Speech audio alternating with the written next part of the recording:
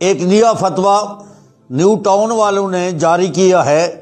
تو دین کی خدمت تو ممکن نہیں ہے، افسوسناک ہے، البتہ تفریق بین المسلمین کی ایک کوشش ہو سکتی ہے۔ ہو سکتا ہے کہ ان کے کوئی ذاتی مقاصد ہوں کہ اشاعت التوحید والے حیات الانبیاء علیہ السلام کے منکر ہیں، تو یہ فتویٰ جاری کرنا یہ جو ہے بددیانتی پر اس لیے مبنی ہے کہ حیات النبی کے اشاعت التوحید والے منکر نہیں ہیں، بلکہ اشاعت التوحید والے یہ کہتے ہیں کہ دنیاوی زندگی یا دنیا کی سی زندگی یہ پیغمبر علیہ السلام کی نہیں ہے۔ دنیاوی زندگی 63 سال ہے، اور دنیا کی سی زندگی اس لیے نہیں ہے کہ روح مبارک جسم اقدس میں موجود نہیں ہے۔ اس کو مولانا سرفراز خان نے بھی تسلیم کیا ہے۔ یہ ہے احسن الکلام، میرے پاس ہے، اس کی جلد نمبر 2 صفحہ جو ہے 18 میں ہے کہ فرماتے ہیں قرآن کریم، صحیح احادیث اور اجماع سے یہ بات ثابت ہے کہ آسمانوں میں فرشتے اور ارواح حضرات انبیاء علیہ السلام اور حضرت عیسیٰ علیہ السلام جسد انثری کے ساتھ بلکہ تمام دیگر مومنوں کی روحیں آسمانوں پر موجود ہیں۔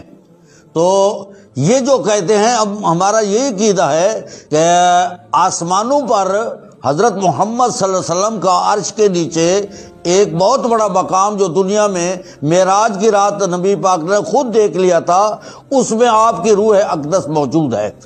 اور یہ میرے پاس یہ رسالہ ہے، یہ ہے وفاق المدارس والوں کا، اور یہ رسالہ جو ہے یہ ہے کہ سفر المظفر 1444 ستمبر 2022، اس میں یہ لکھتے ہیں حیات انبیاء خصوصاً حضور نبی کریم صلی اللہ علیہ وسلم کی حیات برزخی امت کا اجماعی عقیدہ ہے۔ یہ دنیاوی حیات امت کا اتفاقی عقیدہ نہیں ہے، یا دنیا کی سی نہیں ہے، بلکہ برزخی ہے۔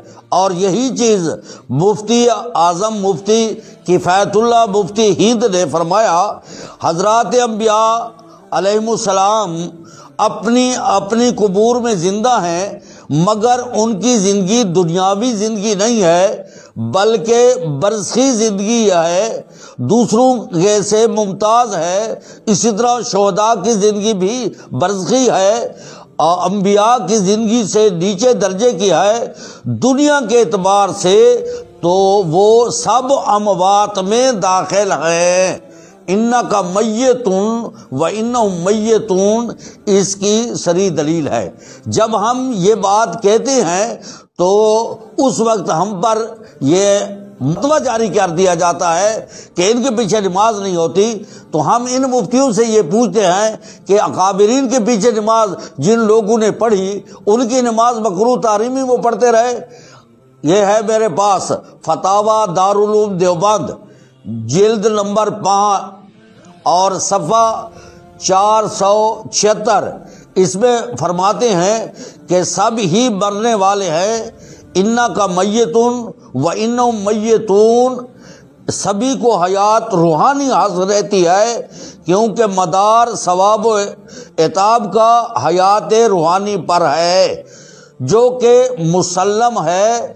پھر اسی حیات روحانی میں درجات انبیاء علیہ السلام کی حیات قوی تر ہے۔ کیا یہ دیوبند والے غلط تھے؟ اس کو ان کے پاس رجسٹر ہے دیوبند کی، اس لیے ان کے بڑے لوگ ہیں، وہ ان کو جو ہے توجہ کرنی چاہیے کہ یہ دور نہیں ہے ان فتووں کا، یہ فتویٰ اس لیے غلط ہے، اس کو تسلیم نہیں کرتے۔